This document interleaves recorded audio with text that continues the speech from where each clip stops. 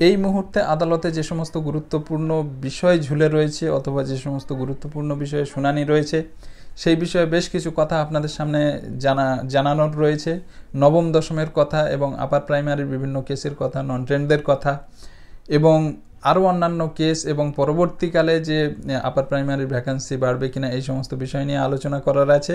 তো এই ভিডিওতে আমরা বলবো নবম দশম ও একাদশ দ্বাদশের যে কেস চলছে আদালতে সেই কেসের বর্তমান পরিস্থিতি কি এবং কি হতে পারে সেই সমস্ত বিষয় নিয়ে আলোচনা করব। যে আপনারা জানেন এর আগের ভিডিওতে অনেক আগে আমি একটা ভিডিও করেছিলাম যখন এই সংক্রান্ত কেস চলছিল, তখন গোবিন্দ মণ্ডল নামে একজন কেস করেছিল। গোবিন্দ মণ্ডলের কেস প্রসঙ্গে বিভিন্ন মিডিয়াতে এই নিয়ে আলোচনা হয়েছে। গোবিন্দ মণ্ডলের কেসটা ছিল কি? গোবিন্দ মণ্ডলের র্যাঙ্ক হচ্ছে 214, কিন্তু 253 নম্বরের একজন ক্যান্ডিডেট, তার নাম নীলমণি বর্মন, ইতিহাসের এসসি ক্যান্ডিডেট, সে 253 নম্বরে থেকে চাকরি পেয়েছে, কিন্তু গোবিন্দ মণ্ডল 214 নম্বর ওয়েটিং লিস্টে থেকেও চাকরি পায়নি। এই নিয়ে আদালতে শরণাপন্ন হয়। শুধু গোবিন্দ মণ্ডল একা নয়, ইতিহাসের ওই একই ডকুমেন্টস দেখিয়ে প্রায় 8 থেকে 9টা কেস অন্তত আমার জানা আছে, আমার জানার বাইরে আরও অনেকে থাকতে পারে। তো এই সমস্ত কেসগুলো বিচারপতি অভিজিৎ গঙ্গোপাধ্যায়ের এজলাসে উঠেছিল। কবে উঠেছিল? গোবিন্দ মণ্ডলের কেস নাম্বারটা বলে নিই। গোবিন্দ মণ্ডলের কেস নাম্বার হলো 10947 অফ 2021। এটা প্রথমে বিচারপতি অভিজিৎ গঙ্গোপাধ্যায়ের এজলাসে ওঠে 9ই অগস্ট তারিখে বিচারপতির এজলাসে উঠে কেসটা ব্যাখ্যা করা হয়।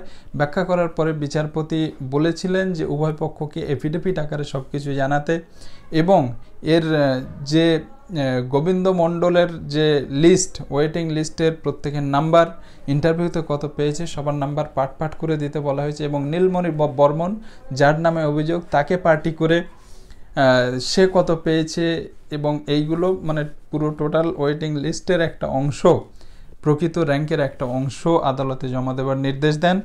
তো তারপরে কেসটা 13ই অগস্ট উঠেছিল। 13ই অগস্টের মধ্যে তিনি দেবার নির্দেশ দিয়েছিলেন, কিন্তু 13ই অগস্ট স্কুল সার্ভিস কমিশন সেটা জমা দিতে পারেনি। এরপরে 2রা সেপ্টেম্বর কেসটা ওঠে, সেখানেও আবার এফিডেভিট আদান প্রদান করা হয়। অবশেষে 7ই সেপ্টেম্বর তারিখে কেসটা বিচারপতি অভিজিৎ গঙ্গোপাধ্যায়ের এজলাসে উঠলে আদালতে ভুল স্বীকার করেছিল কমিশন যে আমাদের কোনো একটা ভুল হয়ে গেছে।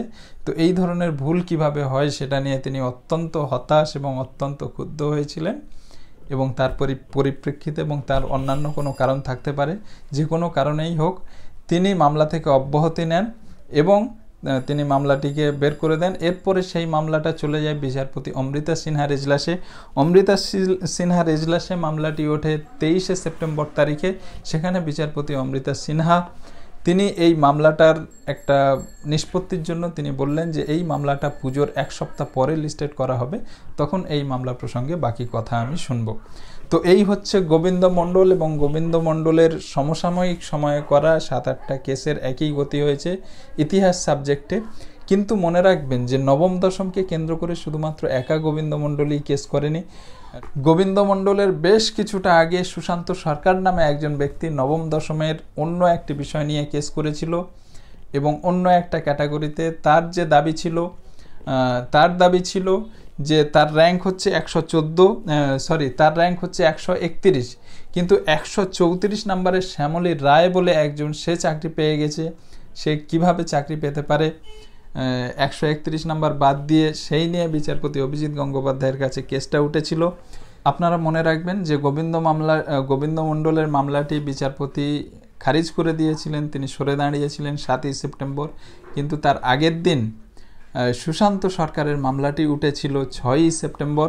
সেখানে বিচারপতি মামলাটি ধৈর্য ধরে শুনেছিলেন এবং কমিশন কিভাবে এতটা বড় ভুল করতে পারে সেটা নিয়ে তিনি অবাক হয়েছিলেন এবং তিনি এই প্রসঙ্গে একটা রিপোর্ট দিতে বললেন এবং পুরো ওই ওয়েটিং লিস্টের পার্টিকুলার অংশটা, ওই সাবজেক্টের ওই ক্যাটাগরির ওয়েটিং লিস্টের অংশটা পুরো ডিটেলসে নাম্বার এবং ইন্টারভিউ মার্কস সহ, একাডেমিক কোয়ালিফিকেশন সব কিছু সহ তিনি জমা করার নির্দেশ দিয়েছিলেন 15 তারিখে। এরপরে 15ই সেপ্টেম্বর যখন মামলাটি ওঠে তখন সেখানে কমিশনের আইনজীবী তিনি রিপোর্ট জমা করেননি, তিনি বলেছিলেন 1 সপ্তাহের সময় চেয়েছিলেন।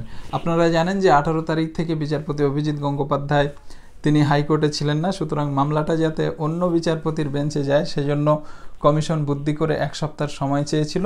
তো 1 সপ্তাহ পরে বিচারপতি সৌগত ভট্টাচার্যের বেঞ্চে কিন্তু মামলাটি উঠেছিল 23 সেপ্টেম্বর তারিখে। তো সৌগত ভট্টাচার্য কিন্তু অভিজিৎ গঙ্গোপাধ্যায়ের জায়গায় এসে তিনি অভিজিৎ বাবুর জুতোতে পা গলিয়েছিলেন। তিনি একাধিক বড় প্রচুর কেস সলভ করেছেন এবং তিনি কিছু যুগান্তকারী নির্দেশও দিয়েছিলেন বিচারপতি সৌগত ভট্টাচার্য। তো 23 সেপ্টেম্বর তারিখে মামলা ওঠার পরপরই কিন্তু কমিশনের পক্ষ থেকে সারেন্ডার করা হয়, ভুল স্বীকার করা হয় এবং এই পরিপ্রেক্ষিতে আদালতের নির্দেশ চান এবং সেক্ষেত্রে আদালত বলেন যে আপনারা যে ভুল করেছেন এই ভুলের পরিপ্রেক্ষিতে আপনাদের অবস্থান কি সেটা জানানোর জন্য তিনি পুজোর পরে 8ই নভেম্বর তারিখে মামলাটি তোলার নির্দেশ দিয়েছিলেন এবং বলেছেন যে আপনাদের এফিডেভিট 8ই নভেম্বরের মধ্যে কিন্তু পিটিশনার পক্ষকে দিতে হবে। পিটিশনারের কাছে এফিডেভিট দেওয়ার পরে সেই পিটিশনারের যদি কোনো রিপ্লাইয়ে এফিডেভিট দেওয়ার থাকে সেটা 15 তারিখের মধ্যে দিতে হবে। দিয়ে সব কিছু শেষ করে সমস্ত এফিডেভিট ডকুমেন্ট শেষ করে মামলাটা কিন্তু 23 নভেম্বর তারিখে ওঠার জন্য তিনি ওই বেঞ্চে ওই হেডিংয়ে মামলাটি তোলার জন্য নির্দেশ দিয়েছেন। তো আপনারা জানেন ইতিমধ্যে অভিজিৎ গঙ্গোপাধ্যায় তিনি এসে গিয়েছেন। তো তিনিই কিন্তু মামলাটি দেখবেন, যেহেতু ওই বেঞ্চেই রয়েছে। বিচারপতি সৌগত ভট্টাচার্য অভিজিৎ গঙ্গোপাধ্যায়ের প্রক্সি হিসাবে কাজ করছিলেন। তো সেজন্য বিচারপতি অভিজিৎ গঙ্গোপাধ্যায়ের কাছে 23 তারিখে কিন্তু মামলাটা আবার উঠছে। তো এই বিষয়ে মামলাটা কিন্তু নবম দশমের ক্ষেত্রে এই সমস্ত মামলাগুলো ভীষণ ইন্টারেস্টিং। এখানে কমিশনের পুরোপুরি ভুল, কমিশন কিভাবে ভুলগুলো শুধরে উঠবে, কমিশন কিভাবে ভুলগুলো কাটিয়ে উঠবে, সেগুলো অবশ্যই একটা দেখার বিষয়।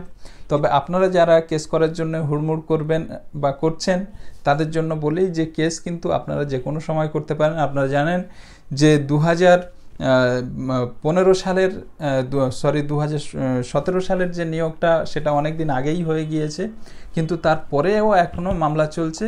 তো সেই মামলা অর্থাৎ কেস যখন খুশি করা যায়। তো এই কেসের আমার মনে হয় 23 নভেম্বর কি রেজাল্ট আসে না আসে সেটা দেখে আপনারা পরবর্তী পদক্ষেপ নিলে বোধ হয় ভালো হবে। এবার আপনাদের সিদ্ধান্ত অনুযায়ী যেটা সঠিক মনে হয় সেটা করবেন। তো এই সাথে কিন্তু একাদশ দ্বাদশেও কেস হয়েছে।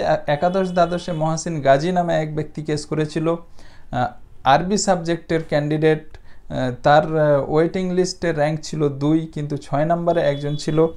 6 নম্বরে নাজিমা মেহেন্দি বলে একজন ওয়েটিং লিস্টে ছিল, তার কিন্তু চাকরি হয়ে গেছে, কিন্তু মহাসিন গাজীর চাকরি হয়নি। বিচারপতি সৌগত ভট্টাচার্যের বেঞ্চে এটা নিয়ে মামলা করা হয় এবং বলা হয় যে 6th কাউন্সেলিংয়ে ওই নাজিমা মেহেন্দি নামক ব্যক্তি কাউন্সেলিংয়েই আসেনি, যে কাউন্সেলিংয়ে উপস্থিত হয়নি অথচ চাকরি করছে, এটা তো ভীষণ বড় একটা অপরাধ। তো এই বিষয়ে এফিডেভিট এবং কমিশনের পর্যাপ্ত তথ্য জানাতে বলা হয়েছে এবং এই মামলাটি তোলার কথা আছে আগামী 15ই নভেম্বর কিন্তু এই মামলাটি উঠবে। এটাও ভীষণ একটা গুরুত্বপূর্ণ মামলা। এর কি গতি প্রকৃতি হচ্ছে এটা দেখেও আপনারা ধারণা করতে পারবেন। যারা ভবিষ্যতে নবম দশম বা একাদশ দ্বাদশে যারা কেস করার কথা ভাবছেন তারাও এই মামলার গতি প্রকৃতি দেখে একটা পরবর্তী পদক্ষেপ নিতে পারবেন। আমি মনে করি আমার পক্ষ থেকে ব্যক্তিগতভাবে আমি হলে যেটা করতাম, আরেকটু অপেক্ষা করতাম, মামলার গতি প্রকৃতি দেখে আমি পরবর্তী পদক্ষেপ নিতে পারতাম। কেননা আপনার যোগ্যতা হচ্ছে শেষ কথা। যদি যোগ্যতা থাকে আপনি 10 বছর পরে কেস করলেও সেই কেসের গুরুত্ব থাকবে, এটা সবসময় মাথায় রাখবেন। তো নবম দশম ও একাদশ দ্বাদশ নিয়ে জানেন গতকাল মিডিয়াতে বিভিন্ন খবর প্রকাশিত হয়েছে। তো কেস সংক্রান্ত এবং হাইকোর্টের ব্যাপার সংক্রান্ত খবর নিয়ে আমি অনেকটা রিসার্চ করি, অনেকটা সময় ব্যয় করি। তো আপনারা যারা বিভিন্ন নিউজ চ্যানেলের খবর গতকাল দেখেছেন তারা হয়তো কিছুই বুঝতে পারেননি, কিছুই বোঝার নয়, তারা অতটা ভিতরের খবর জানেন না। সুতরাং অথেন্টিক এবং সঠিক এবং বিস্তারিত তথ্য যদি কোথাও পেতে চান তো অবশ্যই এই চ্যানেলের সাথে থাকবেন। এখানে বিভিন্ন গুরুত্বপূর্ণ বিষয় নিয়ে আপনাদের সামনে আপডেট তুলে ধরা হয়।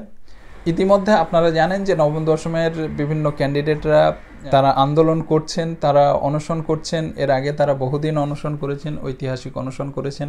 তাদের অনশনের প্রেক্ষিতে শিক্ষামন্ত্রী এবং কমিশনের চেয়ারম্যান কথা দিয়েছিলেন যে নিয়োগ করবেন। কেননা আপনারা জানেন অত্যন্ত অনিয়ম হয়েছে, দিনের আলোর মতো পরিষ্কার। যতদিন যাচ্ছে এগুলো চোখের সামনে উঠে আসছে। তো কমিশন এগুলোকে কিভাবে ট্যাকেল করে এবং এতজনকে যে পিছনে বঞ্চিত হয়ে থেকেছে তাদের কিভাবে কমিশন উদ্ধার করে সেটা একটা যথেষ্ট দেখার বিষয়।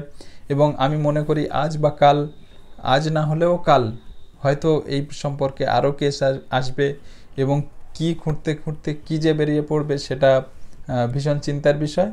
তো ভবিষ্যতে কি হবে না হবে সেটা সময়ই বলবে, আমরা সেই ভবিষ্যতের জন্য অপেক্ষা করে আছি। আপনারা এই চ্যানেলটিকে অনুরোধ করছি আপনাদের সাবস্ক্রাইব করবেন এবং আপনারা আমাদের অবশ্যই পাশে থাকবেন। তো আজ ভিডিও এখানেই শেষ করছি, ধন্যবাদ।